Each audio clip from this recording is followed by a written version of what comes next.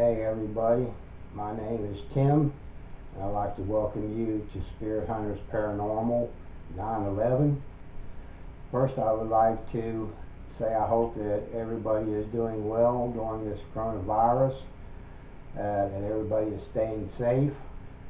My sympathies go out to those families of anyone that has passed away because of the coronavirus. It's kind of a sad thing that's happening to our country right now. I know it's hard on everybody having to stay at home, not able to work, but I do know that this all will pass and we will get back to our normal lives, which I'm hoping, because I'm ready to get back out there and start doing more videos, researching, trying to capture evidence in the paranormal world. Now, I'm not all that good at doing videos. We just started doing videos about 5 months ago, so we're kind of new at this part. I'm not used to filming myself, first of all, talking. It's kind of odd to me doing something like this, but bear with me. Eventually, as I go along, it will get a lot better, I'm sure. Now, normally we've been posting videos about cemeteries and some of the seances that we've done. This video that I'm doing today is kind of a part series, not of cemeteries, but it's more of an educational type video. It tells a little bit about what we're doing, the qualifications, the training that I've had to do paranormal research, and it will also break it down into some other fields that I'd like to cover throughout this video as well. Pretty much that the videos that we have been putting out are some of the first videos that we ever did.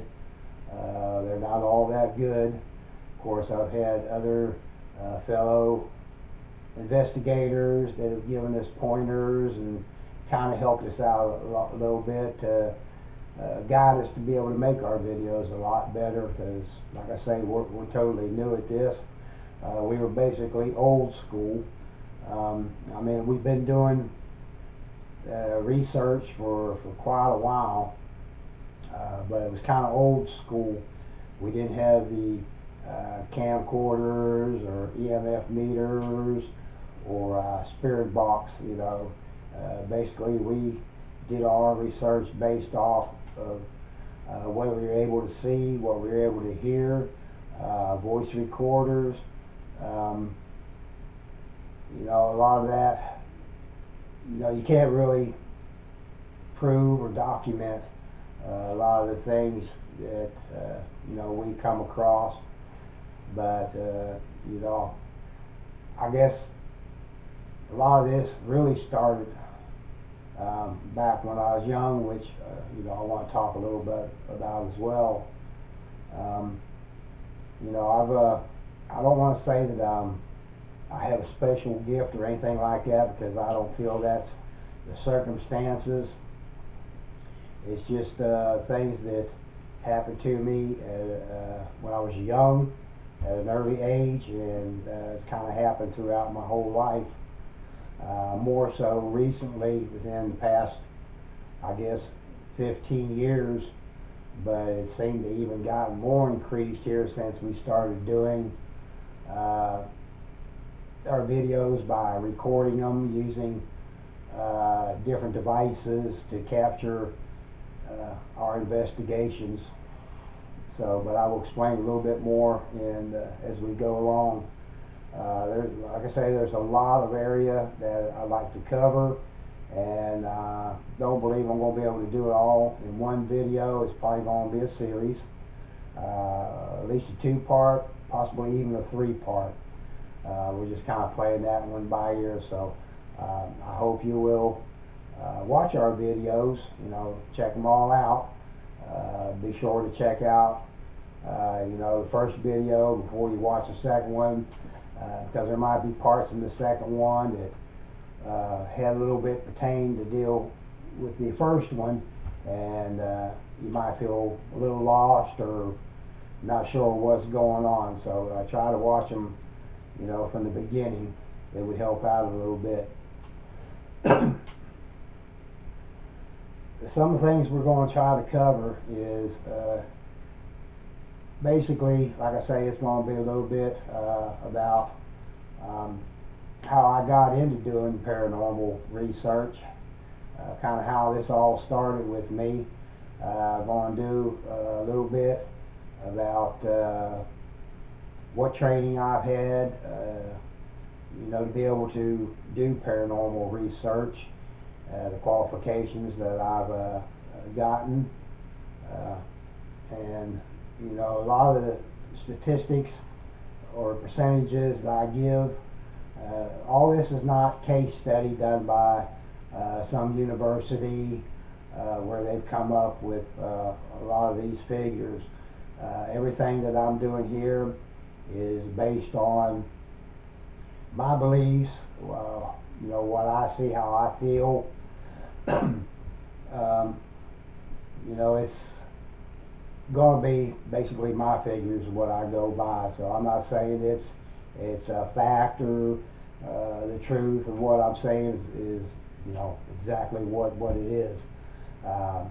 This is my beliefs, and of course everybody will have their beliefs. They may disagree with some of the things I say, which I expect that to happen. I would like that if you do see it a different way than the way I see it, if you would comment and let me know, because I like to hear all input about this video that I'm doing. Maybe it's something I'm not seeing it the way it should be. It could be done a little bit different. Any information that you can kind of debate on this, what you think, what your thoughts are, would definitely help me.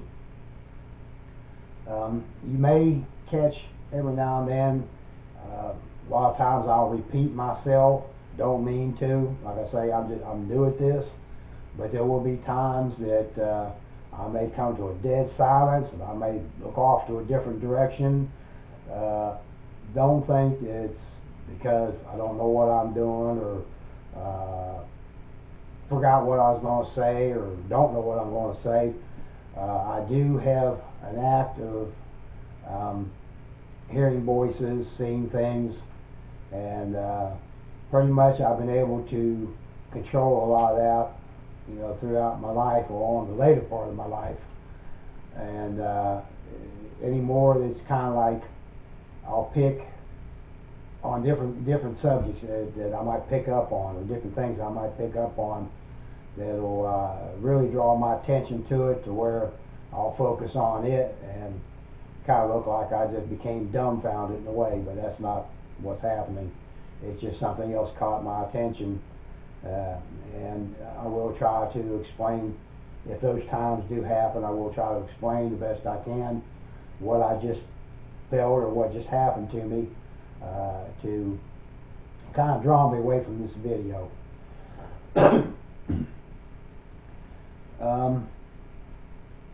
Pretty much, we're going to cover like I said, quite a big area, and we're going to have to do it in parts. So please stay with us, and I hope you will enjoy these videos. I have quite a bit I like to cover, and hopefully you enjoy them and watch all our videos in the future. Come to our channel, join us on a lot of our ventures that we will be doing once everything's kind of blows over outside, where we can get out there and do some more videos. And be sure to hit that subscribe button, that notification bell. That way when one of our videos does go live, you'll be notified. Be sure to comment on anything, if you liked the video, if you saw something we may have missed. Like I say, your opinions are very valuable to us. We take those seriously, try to make our videos better to where we can show better videos to our fans, to our followers. So anything that you have to say can kind of help us out there. I guess until for now, I'm going to kind of get my thoughts together because I'm kind of being distracted a little bit. I'm kind of picking up on energy around me, which that happens to me quite a bit, unfortunately. But in a way, it's good because it helps me in my investigations. It helps me be able to capture things. But I'm going to concentrate on this for a second, and we'll get started on this video. Well, that was a little interesting, at the energy I was feeling there. I'll talk a little bit about that real quick. It basically had to do with one of the cemetery visits we did not too long ago, where I did get a little bit of spirit box activity. You may have seen that video. It was of Steen Cemetery, and it was a communication I had with a man. It was a man's voice that tried to communicate with us, and I was also picking up a female's voice. And the one grave site that we were at was kind of unusual because the dates just didn't go quite right. It was showing that I don't recall the dates on it, but it was of a child, and the birth date was in the late 1900s, but the death date was showing before she was born, as when she passed away. So it was kind of something was wrong there. They either got the dates reversed or they just printed the date wrong. I'm not sure what happened, but this energy and voice that I was hearing had to do with that grave. I didn't quite pick up on everything it was trying to tell me because it was more of a whisper that she was trying to tell me, but I'm kind of gathering that it might have been a family member to her that was trying to communicate with me. I'm not sure whether it was trying to communicate with me about the reasoning on the dates. Hopefully that, we plan on going back and try to do another spirit box session there, and hopefully we'll be able to find out exactly what did happen there. But that was pretty much what that was about. So well, we're going to continue on. This first part, I want to talk more about, I guess, things that have happened to me over the years, some of the situations I've been in, some of the things that I've gone through, basically what has got me interested into doing paranormal research. It started back, when I was a child, and of course that's been quite a while ago. So back then, when things would happen to you, if you heard a voice or saw something, if you'd said anything about it, they're going to think that you're plain crazy and probably want to try to put you in some kind of mental asylum. So a lot of that, it wasn't quite sure what was going on or why. It was kind of scary because I didn't understand being a child, but I was afraid to tell anybody because I was afraid that the ridicule I'd get. People, like I say, they would call you crazy, or they would say that you're just seeing things. They'll come up with a lot of different reasons, back then. So I just pretty much kept a lot of it to myself. A lot of it started out with dreams, which everybody has dreams, and like I say, these statistics or figures that I give, it's based on my own beliefs, things that have happened to me. It's not any type of universities has done research on these fields and come up with their statistics. Reasons behind this is all just based on what I believe. But like I say, everybody, they have dreams, but I kind of break them down into like three basic types of dreams. The first part, I kind of rate it at about 70-75% of your dreams, or those that it's like you're there, but you're not participating in it. You're almost like you're on the sideline, just watching it like you'd be watching a movie. You're seeing it, you're hearing it, you're kind of going through it. But these dreams that when you wake up the next day, it's like you don't even remember even having the dream. So it's just don't know whether it's just something that before you'd gone to sleep or whatever, you were thinking about a certain either person or place or anything, and kind of made up the dream as you slept. But when you woke up, it's just like you don't even remember having it. The second type of dream to me is more probably 10-15%, I would call it. It's a dream. Basically, it's the same thing. You're kind of there on the sideline, but you're participating in it a little bit more. It's like you're more involved with it, but you're not physically in that dream. And a lot of those dreams, when you wake up, majority of the time, you do remember having the dream, but you're only able to remember bits and pieces of it. You don't quite, a lot of the pieces don't quite go together. They don't make a lot of sense, so you don't think a whole lot about it. But you do know that you had that dream. Now, the biggest dream, especially the ones that I was having quite a bit of, I call those more or less intensive dreams that probably 5%, maybe a little more, a little bit less. But these are dreams that it's like you are in the dream. You are part of the dream. The dream is about you. And, you see more details, more things of what's happening in the dream. It's like it's a big part of you. And a lot of times, you might even wake up from the dream. Some people have, different dreams. Some of them might say it was like a nightmare where it'll wake you out of the dead sleep because you got scared, or it could be a good dream.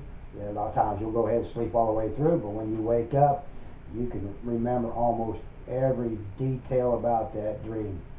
And at that point, it kind of makes you wonder, like, well, was it really a dream, or did this actually happen? But the thing is that it did happen all the time, but a lot of the dreams that I had that were like that,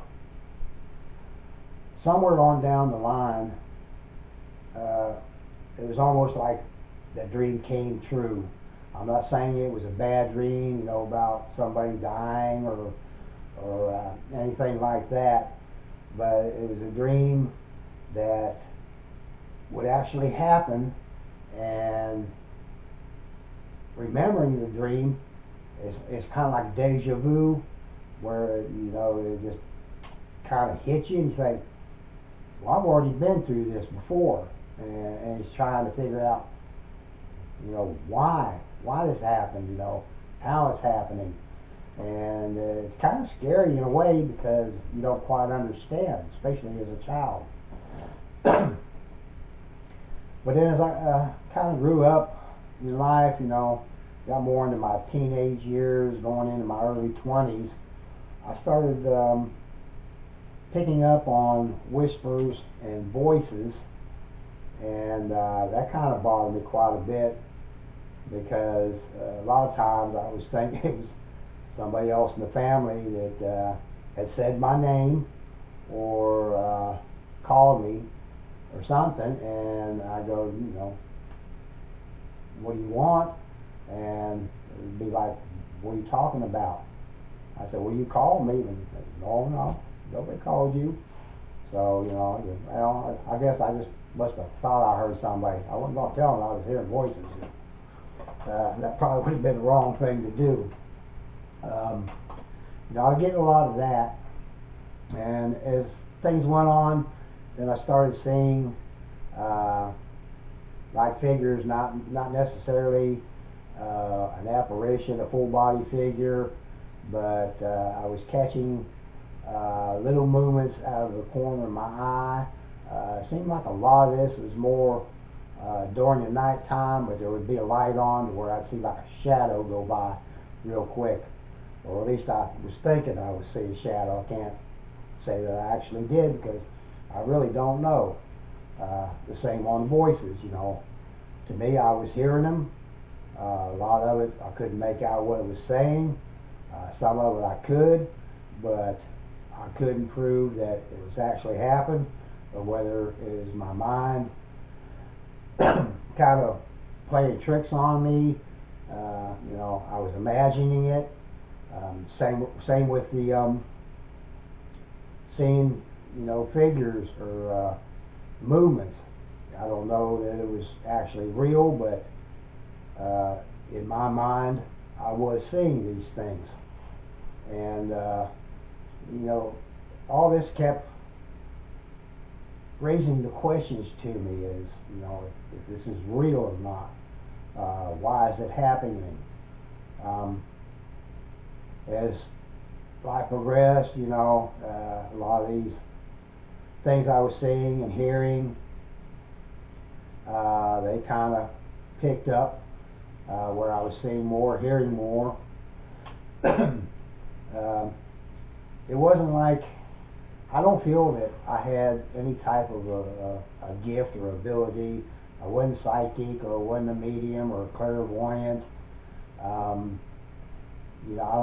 don't really picture myself or consider myself as being that type of gifted. It's something different that's happening to me that I can't explain. When I got into my late 20s, going into my 30s, all these things were happening, made me more curious and having questions. I had to start doing something to try to figure out exactly what was going on, because in a way I thought I was losing my mind. So I started doing reading articles, reading books, trying to find out information on it. And of course, back in the early days, you always heard about these demon worshippers or witches. You heard about gypsies and palm readers and fortune tellers, stuff like that. But I didn't relate any of that to what was happening to me, so that really didn't help me any. But in my late 20s, early 30s, I started coming across the information on like seances and things of that type, and that's where I first, heard about mediumships, because they were pretty much the ones that handled these seances. They were the ones that had that gift to be able to communicate with those from the other side that passed away. And that kind of got my curiosity up. So I started doing some research into that field to see if maybe some of that might pertain to me. Wasn't able to find, in the research of gathering all the information, I didn't see a whole lot of that that pertained to me, there was, some things that they were able to do that I was saying that I was able to do, but it was just a very little percentage of the difference between them and what was happening to me. But during researching that, I found out about psychics and clairvoyance, and checking out everything I could on all. Uh, I guess you would call them professionals or gifted people in that field to see if any that might be a possibility that I had any of those gifts. But still, at that time, I really don't believe that was the situation. And I think a lot of people say that those people that have that gift, they've inherited down through the family, through the bloodline. I've heard people, read articles that say a lot of people that have that ability of been kind of through a near death experience, which has kind of happened. But some of the articles that I've also read from research, they say that every person has the ability that's a part of their brain. It's more receptive when you're a child because your brain is just developing at a young age. So excuse me. So I guess uh, it's more acceptable to them to pick up on a lot of things that happen. Kind of like what was happening to me. But if you kind of block it out in your later life, it just kind of goes dormant, and it's still there, but it goes dormant to where it's like you lose that ability. Everything kind of stops. You don't hear the voices anymore or see things. Whatever the situation could be. Everybody has a different situation, um, but I believe that is a very good possibility that's there, because, like I say, I don't feel that I have any type of gift. Nobody in my family that I know of has ever had anything like that happen to them. I've never been through a near-death experience, so I can't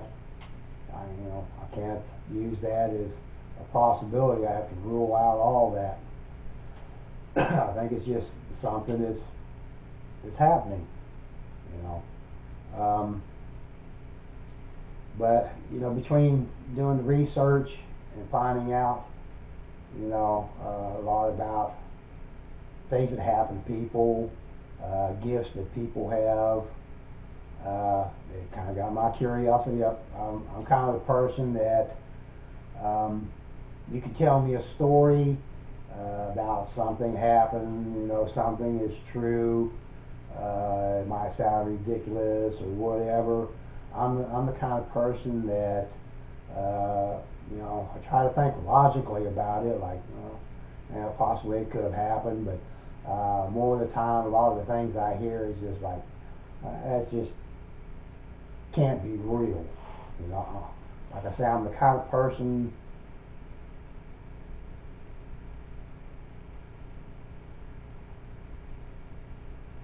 Sorry, I'm picking up on a little whisper there.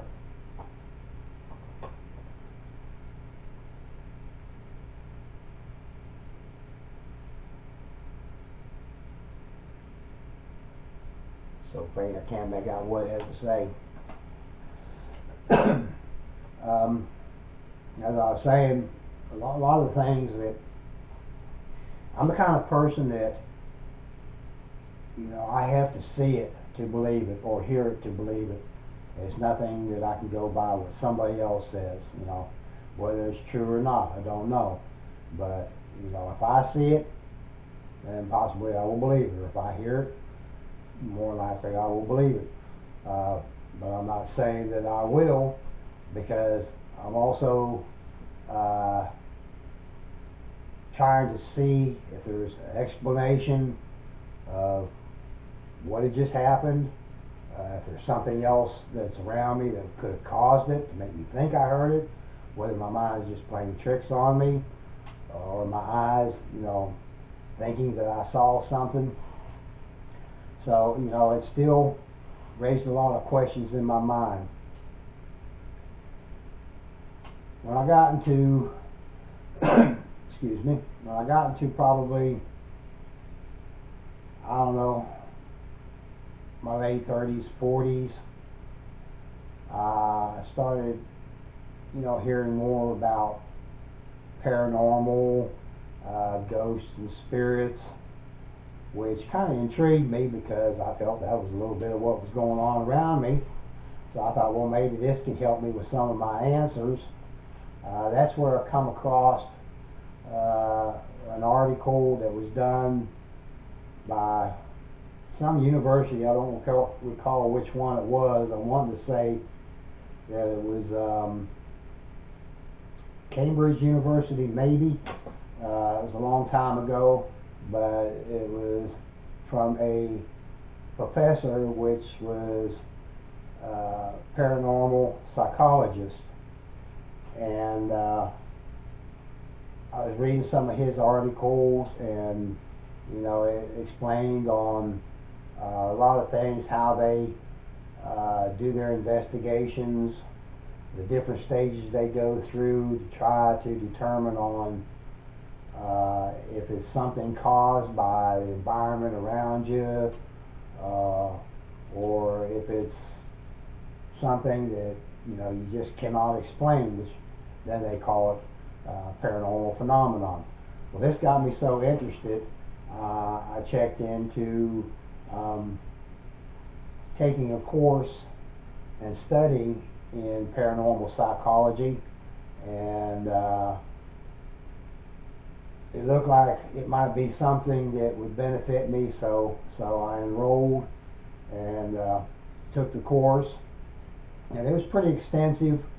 They teach you all the ins and outs. They give you the knowledge, the tools, and to use in your investigations, to be able to properly diagnose it or break it down, be able to come up with results, conclusions on what you're investigating.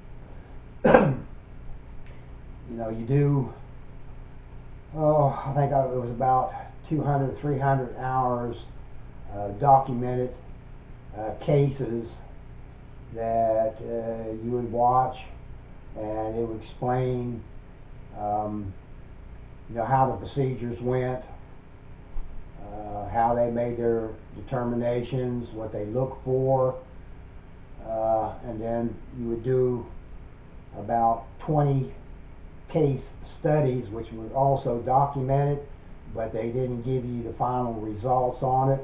You watch the video, and then you try to, as if you were the investigator, you had to figure out what was real, what wasn't, what could have caused a lot of the activity. You were the one that broke it all down, and then when you come to your results, you do your final results on your investigation of that video, and then you would compare them with the people that actually did the video to see how accurate you were, whether you picked up on the same things or whether it was totally different. I was finding out that I was ranked up there pretty high in the grades that I was getting for those tests. They were more or less a test, and I was getting high scores on, so I felt good about that, and I believe it really benefited me, helped me, and that's pretty much the reason why I really got into doing investigations, because I felt at this point I had the training, the skills, the knowledge, the tools that they teach us to be able to professionally analyze an investigation. They say as long as you have a logical mind, an open mind, that it helps you out 100% on being able to properly investigate paranormal research. So, at this point, it kind of answered a lot of my questions because I learned a lot, of things taking that course, studying, that helped me with understanding a lot of the things that were happening through my life. And I think at that point, that's when a lot of the paranormal, I guess you would call it paranormal activity, increased of things I was hearing, seeing, or picking up on. Excuse me. It kind of broadens your mind that you're not looking for specific things to happen. You're looking for an overall picture. Anything. It could be the lowest detail to something major that happened. You try to capture everything. You don't try to pay attention to one thing. You look for everything that could pertain to a case. So that was, this video, I just want to kind of touch base there on how I got to where I'm at now. Reason why I got into doing paranormal research, investigating. And some people, they do it because they're out to, I guess it's like a hobby or something, or they just like capturing haunted things or things that happen. I'm doing more kind of a research, trying to document to prove on whether paranormal activity is real or not, because I don't think anybody really knows, even as much document that everybody has gotten. I don't think you can really prove that it is spirit related or anything. It's just some kind of paranormal phenomenon that you cannot explain. You don't know why it's happening, how it's happening, you just know that it is. But I'm trying to document and try to come up with a solution or some kind of evidence that would prove that there is spirits out there, that we are able to communicate with them. I feel that, with everybody that's out there doing this type of research, we are getting close to breaking that boundary to where we can say, yes, it is real. But I still feel we still have a long way to go to be able to, actually, come to that conclusion. And there's a lot of people that, that no matter what you find, they're still going to disbelieve, or a lot of them, will say, well, you're manipulating it or staging it or making it happen. Which, I don't know, probably there are some that are doing it because they're just doing it basically for entertainment. But what I'm doing, I don't manipulate anything. I don't try to rig anything up or edit any of my videos to capture or have these things happen. Everything that I'm capturing is 100% real. Of course, it's kind of hard to make everybody believe that, because I was once there myself. Like I say, I'm the kind that had to see it to believe it or hear it to believe it. If I'm watching it on a video or something, some of it that I can relate, but there's other things that, possibility that they may have staged it. there could be something there that they were able to do to make it look like it was real. So, but I don't want to do that. I want everything that I do to be what we catch, 100%. More credible. Can't even say the word right. Credible. Oh, that's bad when you can't even say the word. But I'm sure you know what I'm trying to say. Credibility. uh, that'll go down as one of my bloopers in my videos probably, because I'm sure I'm going to have a few of those. That at one time I will do a blooper series of things that happen. Because we try to do raw footage. I don't like doing videos that you break up, try to piece them together, because to me that does a lot of times look like you have done something to the video, manipulated somehow. Raw footage, you're seeing exactly what's happening, so it's kind of hard to say, well, they add that in, or that's somebody else's work. I don't want to do that. But that's pretty much in the area of what's happened to me, what's gotten me interested in it, the qualifications or the training that I've done, received, had, gone through to, I guess, qualify me to be able to say I'm a professional paranormal researcher. Having a degree in paranormal psychology, I guess that kind of stands for itself alone. But training in other fields, that's helped me with a lot of the stuff I do. I am now doing another course. It's demonology, which is pretty extensive. It's a course that takes a little time. It's a harder course, and it's something I do believe that's out there. A lot of people, believe that demons are the devil's work, which I can't say true or false there. They say that anything demon related is evil. It will hurt you, kill you, control you. Probably so, but I think that there are demons also that